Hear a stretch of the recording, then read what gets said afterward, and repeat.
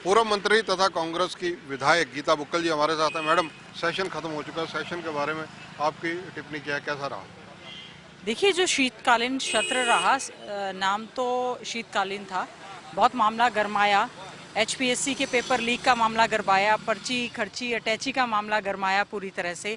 बहुत सारे इश्यूज थे जो रेज हुए, बहुत ज़्यादा सेटिस्फैक्ट्री जवाब नहीं मिला। एमएसपी को लेकर बात हुई, बेरोजगार युवाओं पर बात हुई, और मैं समझती हूँ जो फसल खराबे की बात थी, स्पेशल गिरदावरी की बात हुई, किसानों के ऊपर जो मुकदमे बने हैं उनको वापस लिए जाने की बात थी, जो बहुत सारे महत्वपूर्ण कॉल अटेंशन थे कि नंबरदारी प्रथा को आप समाप्त आगे करने जा रहे हैं, उसको लेकर विषय था।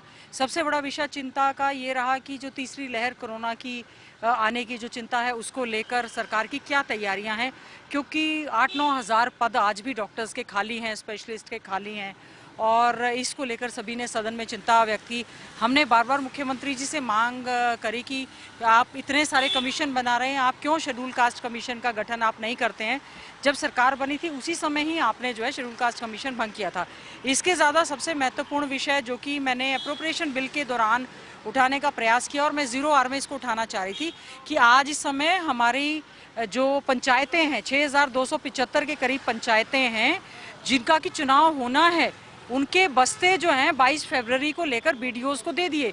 तो देश के प्रधानमंत्री जी तो कहते हैं क्या ये देश बाबू चलाएंगे, और यहाँ पे सरपंचों की पावर्स लेकर बीडीओज को देने का काम किया। ना हमारे सरपंच हैं, ना हमारे इस समय पंच हैं। 22 जिले हैं हरियाणा में, हमारे 22 जिला परिषद के चेयरमैन की नियुक्ति होनी थी, हमारे जो है वो जिला पार्षदों की नियुक्ति होनी थी, हमारे करीबन 52 के करीब हमारे म्यूनिसिपल कमेटी और म्यूनिसिपल काउंसिल्स हैं, जिनमें की पावर स्नैच करके जून से पहले 22 जून को उनका ड्रॉ किया गया, तय कर दिया गया, लेकिन उनकी पावर स्नैच करके एसडीएम्स को दे दिए। तो जो ऑफिसर्स ऑलरेडी ओवरबर्डन है, तो क्या वो न्याय कर पाएंगे? और दूसरा, जिस तरह से ये 3 टायर सिस्टम है डेमोक्रेसी में, जिस तरह से लोकसभा के चुनाव अति आवश्यक हैं, जैसे विधानसभा के चुनाव अति आवश्यक हैं, पंचायती राज 3 टायर सिस्टम के जिला परिषद, ब्लॉक समिति और सरपंचों के चुनाव भी अति आवश्यक हैं। इनके जो मानदेय दिए जाते थे, जो इनके काम थे, आज जो है हमारे गाँव में इस चीज़ को लेकर काफ़ी ज़्यादा रिजेंटमेंट है कि साल भर से ज़्यादा हो गया।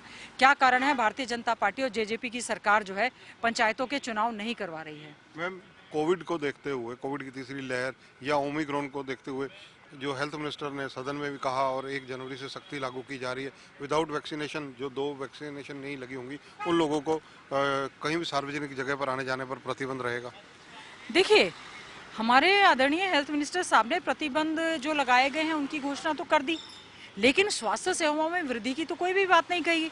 हमारे विधायक साथियों ने प्रश्न उठाया कि बिल्डिंग्स मान लीजिए आप बना रहे हैं, इंफ्रास्ट्रक्चर की आप मान लीजिए क्रिएट कर रहे हैं, और कई जगह से, जैसे बोला कुंडू जी ने बोला मैम में, कि इंफ्रास्ट्रक्चर भी जहाँ नहीं है। ऐसे तो हमारे बहुत सारे मेडिकल कॉलेज हैं जो कि बन रहे हैं इस समय, उनमें तो रेगुलर डायरेक्टर्स भी नहीं है। हमारे यहाँ स्पेशल कैडर्स की, डॉक्टर्स की बहुत पुरानी मांग है कि आप स्पेशलिस्ट, जैसे मेरे झज्जर जिला है, 4 फिजिशियन होने चाहिए, एक भी फिजिशियन नहीं है, एक भी पेडिट्रिशियन नहीं है। मान लीजिए ओमिक्रॉन की तीसरी लहर आ जाती है, सरकार की क्या तैयारी है? ऑक्सीजन प्लांट का क्या स्टेटस है? अब उन्होंने कहा एनेस्थीसिस्ट तो हैं, डॉक्टर नहीं है, तो ऑपरेशन कौन करेगा? तो बहुत ज़्यादा शॉर्टेज है डॉक्टर्स के साथ साथ पैरामेडिक्स, जो स्टाफ नर्सेज हैं, एमपीएचडब्ल्यू हैं, एएनएम है, उनकी भी लगातार भर्ती करनी चाहिए, और जो भी किट है। और दूसरा मेरा एक और प्रश्न है कि क्या जो नया वेरिएंट ओमिक्रॉन आ रहा है, ये आरटीपीसीआर और उस रैपिड के पुराने जो टेस्ट हैं, क्या ये उसमें पता चलेगा भी कि नहीं? क्योंकि जो सेकंड वेव का कोरोना का हमारा वेरिएंट था, उसमें आरटीपीसीआर में बहुत सारे लोग नेगेटिव थे, लेकिन उनकी कोरोना के पॉजिटिव होने की वजह से डेथ हुई है। तो हम चाहते हैं कि इस पर सरकार, ना कांग्रेस पार्टी इसमें राजनीति करना चाहती है और ना ही बीजेपी को करनी चाहिए। इसमें सभी को मिल बैठकर हरियाणा के हित में, जो हमारी स्वास्थ्य सेवाएं पूरी तरह से चरमरा चुकी हैं, किसी भी तरह से व्यवस्था करके, चाहे डॉक्टर्स को आप स्केल, सुपर स्केल दें, जिस प्रकार से आपने 62 से 65 से 68 की है, जो डॉक्टर्स रिटायर हो गए हैं, चाहे आप उनको 75 साल तक की सेवाओं के लिए ले लें, हमें इसमें कोई ऑब्जेक्शन नहीं है। स्वास्थ्य सेवाओं में कमी कोई किसी प्रकार की रहनी नहीं चाहिए। और जो हमारी कोरोना वॉरियर्स, हमारी बहनें हैं, आंगनवाड़ी वर्कर्स, 50,000 के करीब हमारी आंगनवाड़ी वर्कर्स बहनें हैं, और जिसमें कि ज़्यादातर विडोज़ हैं, डाइवर्सी या डेजर्टेड है, वो इतने दिन हो गए मांगों को लेकर बैठी हुई हैं। उन्होंने कोरोना वॉरियर के रूप में बहुत अच्छा काम किया है। आज सफाई कर्मचारियों को लेकर बहुत बड़ा एक मुद्दा उठा, हमने ज्ञापन भी उसका सौंपा है कि जो सफाई कर्मचारियों को आप कॉन्ट्रैक्ट बेस पे लगाते हैं, मैं समझती हूँ वो सबसे बड़े कोरोना वॉरियर्स हैं जिन्होंने सबसे अच्छे ढंग से काम करने का प्रयास किया। मुख्यमंत्री जी ने घोषणा की थी हम उनको सबको डबल राशि देंगे।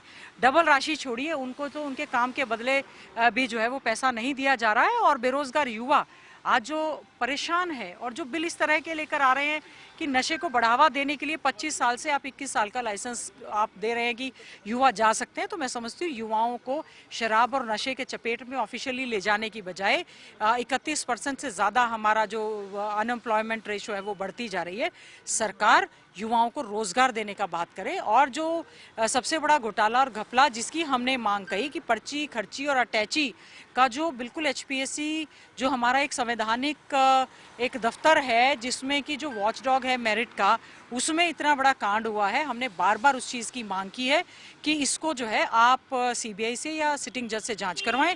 और एक विषय सबसे ज़्यादा मैं समझती हूँ हमारा कॉल अटेंशन लगाने से जिसकी जीत हुई है, जिसमें आदरणीय चौधरी भूपेंद्र सिंह हुड्डा जी ने बड़े जोर शोर से उठाया और उस कॉल अटेंशन की लकीली मैं फर्स्ट सिग्नेटरी थी और भारत भूषण बत्रा जी थे, कि जो यूनिवर्सिटीज़ की ऑटोनॉमी में जो भर्तियाँ HPSC को दी जाने वाली थी उसको सरकार ने जो विड्रॉ किया है, हम उसका धन्यवाद करते हैं। और आगे भी जो वाइस चांसलर्स की और ACS की कमेटी बना रही है उसमें भी सरकार न्यू एजुकेशन पॉलिसी के ध्यान रखते हुए कोई भी आगे आने वाला निर्णय ले। मैम, अगर कानून व्यवस्था की बात की जाए या कृषि की बात की जाए, किसानों की बात की जाए, तो ऐसे कौन से अहम इश्यूज रहे? देखिए, सबसे बड़े बाजरे की खरीद को लेकर इन्होंने कहा कि बाजरा जैसे हमारे झज्जर में 900 रुपये बिका या 1000 या 1100 रुपये बिका, भावांतर भरपाई योजना की आप बात करते रहे। और मेरी फसल मेरा ब्यौरा में आप कह रहे OTP आना चाहिए, जब लोगों के पास स्मार्टफोन या इस तरह की सुविधा नहीं है। किसानों ने कहा है कि हमें तो MSP आप इंश्योर कर दें।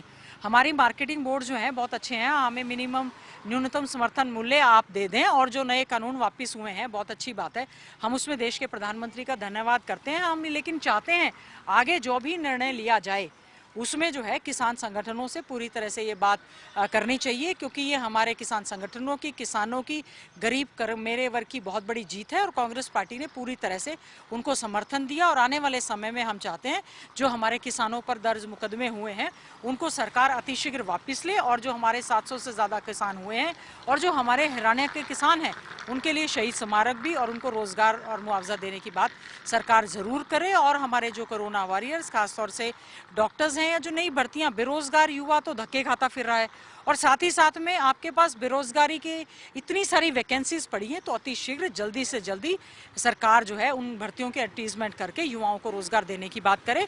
और जो हमारे वोकेशनल टीचर्स लगातार पंचकुला में धरना दे रहे हैं, जिनके ऊपर लाठीचार्ज हुई है, हमने सदन में ये मामला उठाया है कि उनको भी जो है समान काम और समान वेतन के तहत करते हुए उनको भी रोजगार को सुनिश्चित किया जाए। और जो गेस्ट टीचर्स जिन्होंने खून से अपना पत्र लिखा, हमने उनके लिए भी कहा है कि आपने ठीक है उनको नौकरी में रख लिया, लेकिन आज तक भी उनकी सेवा सुरक्षा नियम जो है वो नहीं बने हैं, उनको भी साथ में करने का काम करें। और नंबरदार के लिए भी ये मुद्दा उठा कि वो हमारे एक कड़ी का रूप काम करते हैं सरकार के बीच में और गांव के बीच में, उनकी भी मान सम्मान को देखते हुए उस ऑर्डर को भी विड्रॉ किया जाए। धन्यवाद। तो ये है गीता बुक्कल, पूर्व मंत्री हैं, कांग्रेस की दिग्गज नेताओं में से एक है।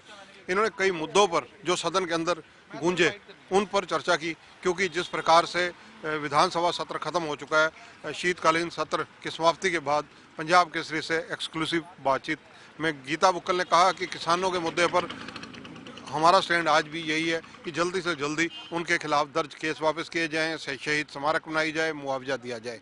कैमरामैन संजय सिंह के साथ चंद्रशेखर धरनी, पंजाब केसरी टीवी, चंडीगढ़। हमसे जुड़े रहने के लिए हमारे YouTube चैनल को सब्सक्राइब करें और नई वीडियो की नोटिफिकेशन के लिए बेल आइकॉन को दबाएं। अगर आप ये वीडियो Facebook पर देख रहे हैं तो लाइक जरूर करें और ज्यादा से ज्यादा शेयर करें। धन्यवाद।